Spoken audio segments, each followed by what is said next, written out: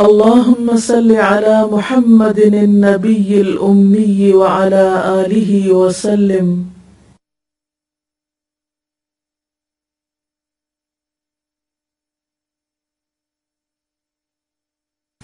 السلام علیکم ورحمۃ اللہ وبرکاتہ.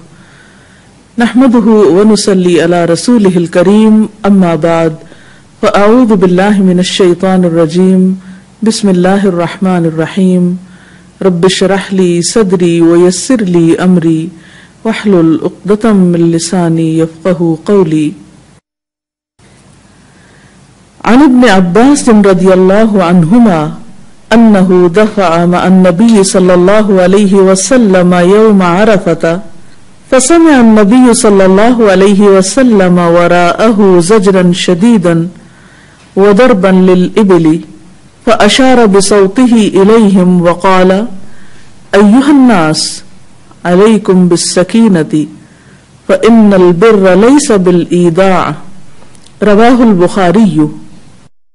سیدنا عبداللہ بن عباس رضی اللہ تعالی عنہما نے بیان کیا ہے کہ عرفہ کے دن وہ نبی کریم صلی اللہ علیہ وسلم کے ساتھ آ رہے تھے.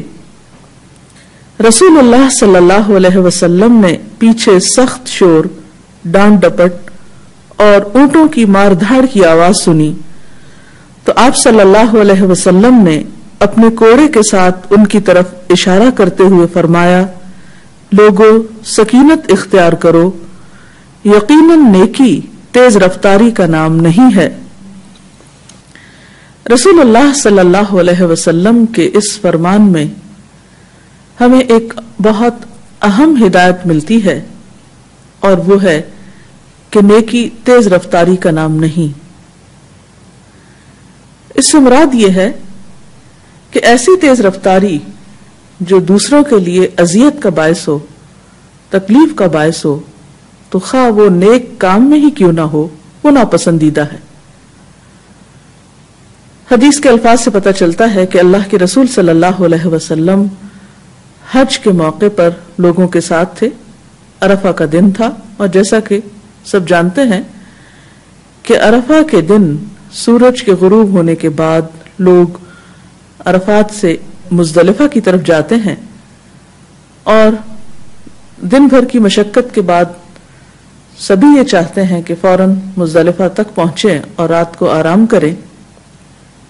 تو ایسے موقع پر ایک فطری سی بات ہے کہ ہر شخص جلدی میں ہوتا ہے. اسی جلدی کا یا جلد بازی کا مظاہرہ کرتے ہوئے لوگوں نے اپنی سواریوں کو تیز ہانکنے کے لیے ان پر مار دھاڑ کی اور تھوڑا شور ہنگامہ کیا، تو آپ صلی اللہ علیہ وسلم نے ان کو روک دیا. ہم سب جانتے ہیں کہ آپ لوگوں کو صرف تعلیم ہی نہیں دیا کرتے تھے، بلکہ اس کے ساتھ ساتھ ان کی تربیت کا اہتمام بھی کرتے تھے. یزکیہم کا عمل اسی چیز کی طرف نشاندہی کرتا ہے. بہرحال تو آپ صلی اللہ علیہ وسلم نے بات کی اہمیت کو واضح کرنے کے لیے صرف کلام ہی نہیں فرمایا، بلکہ اس کے ساتھ ساتھ کوڑے سے اشارہ بھی کیا، کیونکہ ہجوم بڑا تھا اور اس موقع پر لوگوں کو متنبہ کرنا اور متوجہ کرنا بھی نہایت ضروری تھا. بہرحال اس ساری حدیث سے جو بات ہمارے سامنے آتی ہے کہ کام کوئی بھی ہو، دنیا کا ہو یا دین کا ہو، خواہ وہ عبادت ہی کیوں نہ ہو، اس میں جلد بازی پسندیدہ نہیں. مثلا نماز پڑھتے وقت اگر کوئی شخص جلدی جلدی نماز پڑھتا ہے تو یہ جلد بازی اس کے لیے پسندیدہ نہیں. اسی طرح مسجد کی طرف جاتے ہوئے بھاگ دوڑ سے کام لینا، خواہ نماز لیٹ ہی کیوں نہ ہو رہی ہو، وہ بھی پسندیدہ نہیں. اگلی حدیث میں آتا ہے، ان ابی سعد بن ابی وقاص قال الاعمش ولا اعلمه الا عن النبي صلی اللہ علیہ وسلم قال التؤدة في كل شيء الا في عمل الآخرة. رواہ ابو داود. سیدنا سعد بن ابی وقاص رضی اللہ عنہ نے روایت کی ہے کہ اعمش نے فرمایا، اور نہیں میں جانتا اس کو مگر نبی کریم صلی اللہ علیہ وسلم سے، آپ صلی اللہ علیہ وسلم نے فرمایا ہر چیز میں آہستگی ہے سوائے آخرت کے عمل کے. پچھلی حدیث میں سکینت کا لفظ آتا ہے اور یہاں پر آہستگی کی بات ہے. سکینت ایک کیفیت کا نام ہے اور آہستگی سے مراد ٹھہر کر کام کرنا ہے. التؤدہ سے مراد یہاں کام کے اندر ایک وقار، سکینت اور ایک ٹھہراؤ کی کیفیت ہے. گویا جلد بازی ایک شیطانی عمل ہے جو دوسروں کے لیے تکلیف کا باعث ہوتا ہے. لیکن ہم سب جانتے ہیں کہ ہماری روزمرہ زندگی میں مختلف مواقعوں پر ہم کس قدر جلد بازی کا ثبوت دیتے ہیں. مثلاً ٹریفک کے معاملات میں دیکھیے، جب بہت سے لوگ ایک سڑک پر جا رہے ہوں، اشارہ بند ہو جائے تو اشارہ کھلنے کے بعد ہماری کیفیت کیا ہوتی ہے، کس طرح ہارن بجائے جاتے ہیں یا کس طرح ایک دوسرے سے آگے نکلنے کی کوشش کی جاتی ہے. تو ایسے میں خواہ کوئی مسجد کی طرف ہی کیوں نہ جا رہا ہو یا کسی نیکی کے کام سے ہی کیوں نہ جا رہا ہو، لوگوں کو تکلیف دے کر تیز رفتاری سے کام لیتے ہوئے جانے میں اگر کسی بھی قسم کا کوئی حادثہ یا نقصان ہوتا ہے تو وہ نیکی نہیں بلکہ الٹا نقصان کا ذریعہ ہو سکتی ہے. تو جہاں ہماری نیت اچھی ہو وہاں ہمارا طریقہ بھی درست ہونا بے حد ضروری ہے. قرآن پاک میں اللہ کے محبوب بندوں کی ایک صفت بیان ہوئی ہے، وَعِبَادُ الرَّحْمَنِ الَّذِينَ يَمْشُونَ عَلَى الْأَرْضِ هَوْنًا، کہ رحمان کے بندے تو وہ ہوتے ہیں جو زمین پر آہستگی سے چلتے ہیں. یعنی ان کی رفتار میں ایک خاص وقار کا انداز ہوتا ہے، ٹھہراؤ ہوتا ہے. اور خواہ ایک شخص مسجد ہی کی طرف کیوں نہ جا رہا ہو، اس کو بھی اطمینان کے ساتھ چلتے ہوئے جانا چاہیے، کیونکہ رسول اللہ صلی اللہ علیہ وسلم نے فرمایا کہ جب نماز کھڑی ہو جائے تو تم اس کے لیے دوڑتے ہوئے نہ آؤ، آرام سے معمول کی چال چلتے ہوئے آؤ اور سکینت اختیار کرو. اب آپ دیکھیے کہ حج کے موقع پر بھی آپ نے سکینت اختیار کرنے کا حکم دیا اور مسجد کی طرف جاتے ہوئے بھی سکینت کا حکم ہے. جو نماز امام کے ساتھ پا لو وہ پڑھ لو اور جو تم سے فوت ہو جائے اسے پورا کر لو، لیکن بھگدڑ نہیں مچاؤ کیونکہ اس سے دوسروں کو اذیت ہوتی ہے اور بعض اوقات کام سنورنے کی بجائے بگڑنے لگتا ہے. اسی طرح ایک اور روایت سے ہمیں پتہ چلتا ہے، حضرت ابو سعید خدری بیان کرتے ہیں کہ ہم رسول اللہ صلی اللہ علیہ وسلم کے پاس بیٹھے ہوئے تھے کہ آپ نے فرمایا تمہارے پاس قبیلہ عبد القیس کے وفد آ پہنچے ہیں.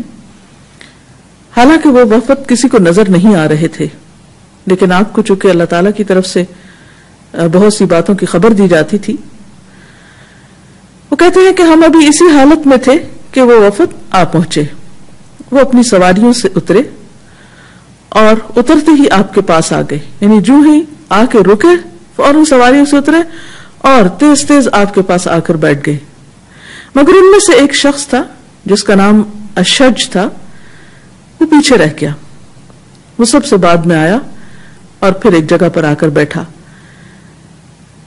اور اس نے پہلے اپنی اونٹنی کو بٹھایا، اپنے کپڑے ایک طرف رکھے اور اطمینان کے ساتھ آپ کی خدمت میں حاضر ہوا.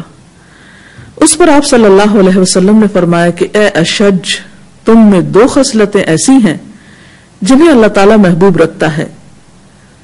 ایک ہے حلم یعنی بردباری، برداشت کی قوت، اور دوسرے آہستگی سے سوچ سمجھ کر کام کرنا یعنی جلد بازی کا نہ ہونا. اشج نے عرض کیا اے اللہ کے رسول صلی اللہ علیہ وسلم، کیا یہ صفات مجھ میں خلقی ہیں یعنی پیدائشی طور پر ہیں یا اب پیدا ہوئی ہیں؟ آپ نے فرمایا نہیں، خلقی ہیں یعنی گاڈ گفٹڈ ہیں، تمہاری فطرت میں یہ ہے.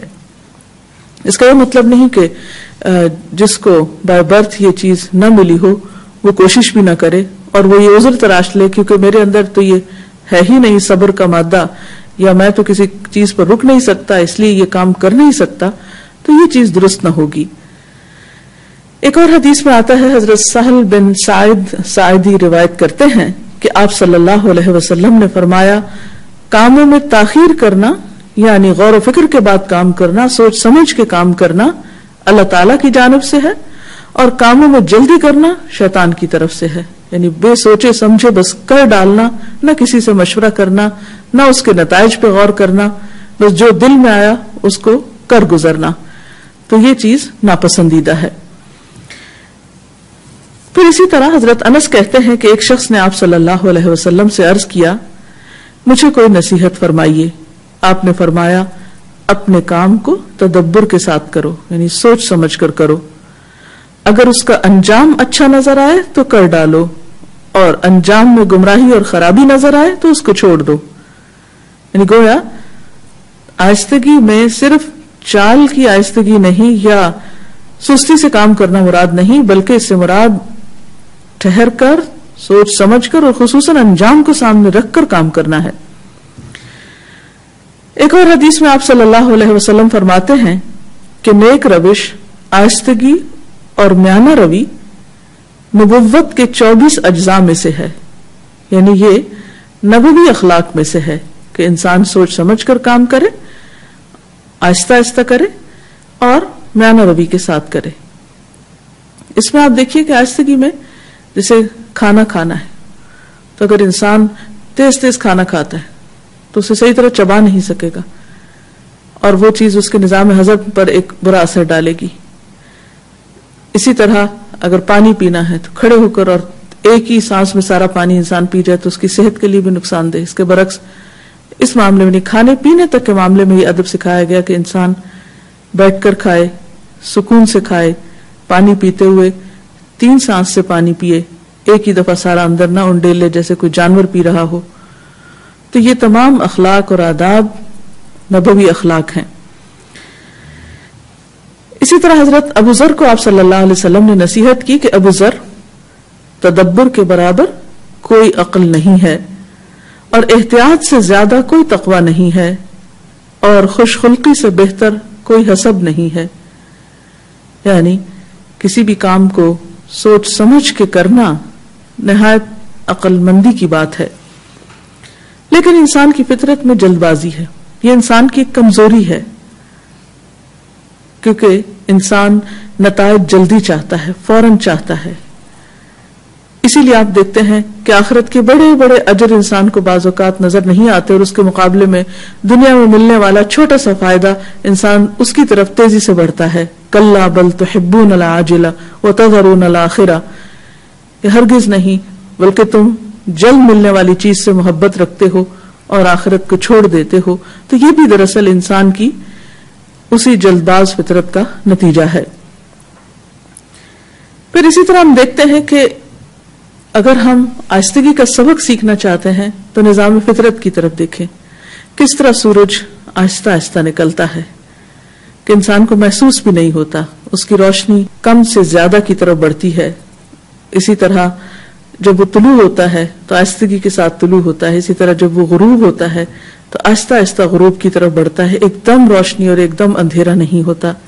اسی طرح پودوں کو آپ دیکھ لیجئے کہ کس طرح ایک بیج سے ایک درخت بننے تک ایک لمبا عرصہ درکار ہوتا ہے۔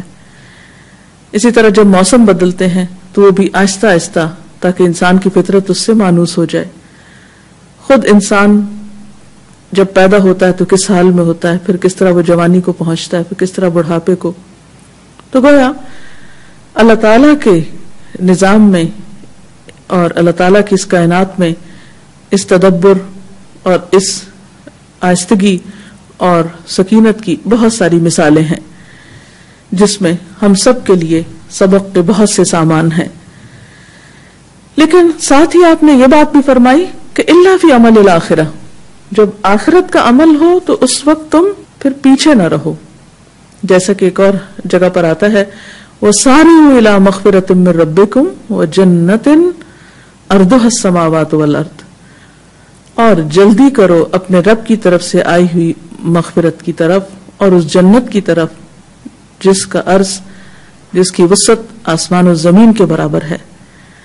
گویا انسان سے اگر کوئی غلطی ہو جاتی ہے، کوئی گناہ ہو جاتا ہے، تو اس پر توبہ کرنے میں دیر نہیں لگانی چاہیے۔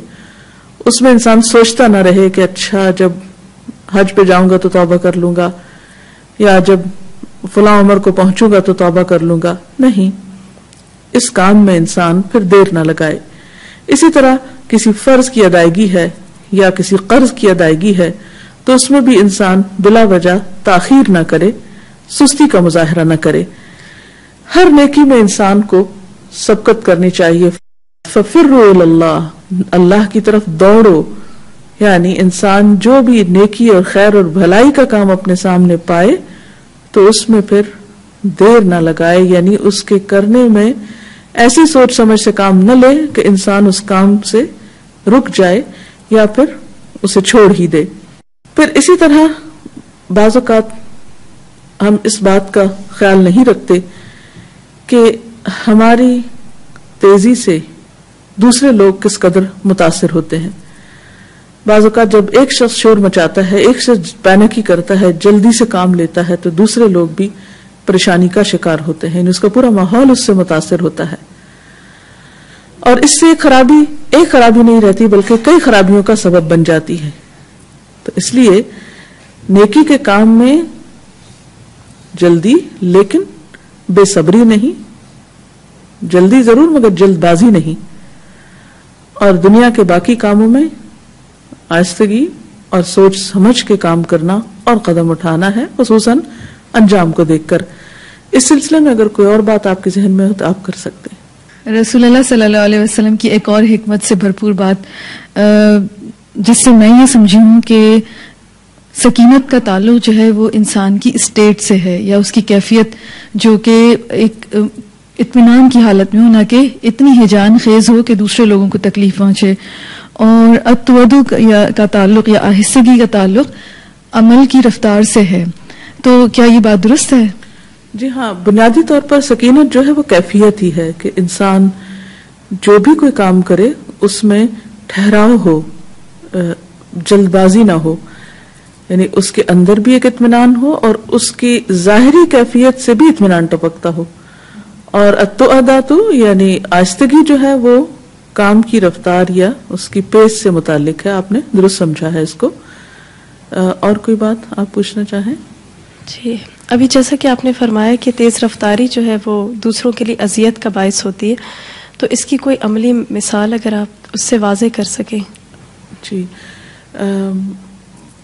بات یہ ہے کہ تیز رفتاری کسی بھی چیز میں ہو، جیسے ابھی ذکر ہوا ٹریفک کا، یا پھر عبادات میں بھی جیسے مسجد جانے کے لیے بھی، تو اور خصوصاً جہاں بہت سارے لوگ ہوں. مثلاً آپ دیکھیے کہ حج کے موقع پر ہر سال کچھ لوگ منا میں بھگدڑ میں کچلے جاتے ہیں، تو اس کا بھی قصوروار ہمارا دین تو نہیں ہے، کیونکہ نبی صلی اللہ علیہ وسلم نے تو 1400 سال پہلے یہ بات حج ہی کے موقع پر لوگوں کو بہت اچھی طرح سمجھا دی تھی کہ نیکی اس چیز کا نام نہیں کہ تم یہاں پر بھاگ دوڑ کرو یا جانوروں کو مارو پیٹو یا جلدی کرو. نیکی جو ہے وہ اس سے مختلف چیز ہے. یعنی اللہ تعالیٰ کو بندے کا وہ شوق اور جذبہ اور طریقہ دیکھنا ہے، نہ کہ ایک کام کو بس جلدی جلدی کر کے نپٹا دینا ہے. اب بھی ہم دیکھتے ہیں اور بہت افسوس کے ساتھ یہ بات کہنا پڑتی ہے کہ بعض اوقات ٹریفک کے بہت سے حادثات کا سبب بھی تیز رفتاری ہوتا ہے. پھر اسی طرح گفتگو میں آپ دیکھیے کہ اگر ہم تیز سپیڈ سے بولتے ہیں، تیز الفاظ ادا کرتے ہیں، تو اس سے بات دوسروں کو سمجھ میں نہیں آتی. اسی طرح کھانے میں، اسی طرح چلنے میں کسی کو اذیت دینا، کوہنی مار کے رستہ بنا کے پش کر کے دھکے دے کر آگے نکلنا، یا رستہ لینے کے لیے ہارن بجانا، یہ ساری چیزیں دوسروں کے لیے اذیت کا باعث بنتی ہیں. اس سلسلے میں ایک اور پہلو کی وضاحت میں آپ سے چاہوں گی کہ ہم یہ دیکھتے ہیں کہ ہمارے اندر آج کل جلد بازی کا ایک ٹرینڈ سا ہے. بچوں میں آپ دیکھیں تو ایک طرح سے ہائپر ایکٹیو بچے ہیں، کچھ بڑے ہو کر بھی ہائپر ایکٹیو رہتے ہیں. تو اس کی وجہ کیا ہے؟ کیا ہمارا تیز رفتار لائف سٹائل اس کی وجہ ہے، یا یہ انسان کی فطرت میں موجود ہے؟ بیسیکلی تو یہ ہے کہ جیسے قرآن پاک میں بھی آتا ہے کہ خلق الانسان من عجل، انسان عجلت سے بنا ہے، یعنی اس کی فطرت میں یہ کمزوری ہے. لیکن یہ کمزوری تو ہمارا امتحان ہے. اس کا یہ مطلب نہیں کہ انسان اپنی اس کمزوری پر قابو نہیں پا سکتا یا تربیت کے ساتھ اس کو سلجھایا نہیں جا سکتا. اس مسئلے کو ایسا کیا جا سکتا ہے. بنیادی طور پر طبیعت کے اندر صبر لانے کی ضرورت ہے، اور اس کی تربیت بہت ابتدائی زندگی سے ہی دی جانی چاہیے. والدین کو اس پر محنت کی ضرورت ہے اور اسی طرح اساتذہ کرام کو بھی. تو جہاں تک ہمارے لائف سٹائل کا تعلق ہے کہ ہم موجودہ دور میں بہت سی چیزوں میں تیز رفتاری کا شکار ہیں. جب پہیہ حرکت میں خصوصاً اس وقت سے اور پھر اس انڈسٹریل ریولوشن کے بعد ہر چیز میں ایک تیزی آ گئی ہے, ہر چیز کی رفتار تیز ہو گئی ہے.